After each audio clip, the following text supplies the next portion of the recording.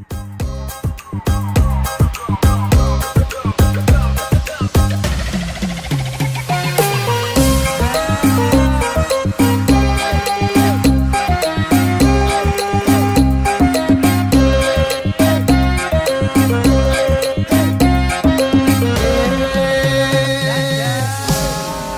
្ដីស្រស់ស្រីកញ្ញា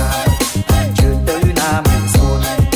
ជឿទៅណាមិនស្រួលរួមដំណើរផងបានទេអូមកធ្វើអូនជូនដល់ណៃម៉ូតូមីអូមកទើបទិញថ្មីស្អាតណាស់ណាអូនអាចជូនមានស្នួនកំសាន្តឆ្ងាយចិត្តតាមចិត្តប្រាថ្នា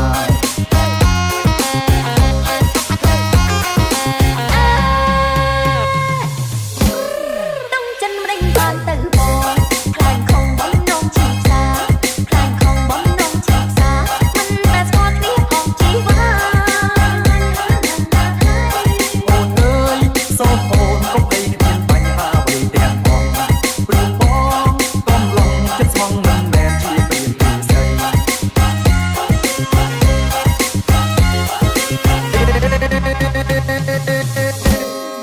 អូនជីងជាមួយបង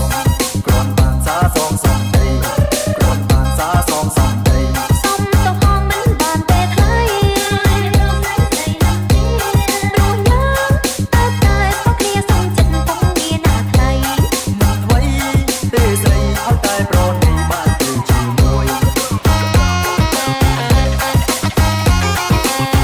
បើបងខ្លាចទៀតគេឃើញគេនឹង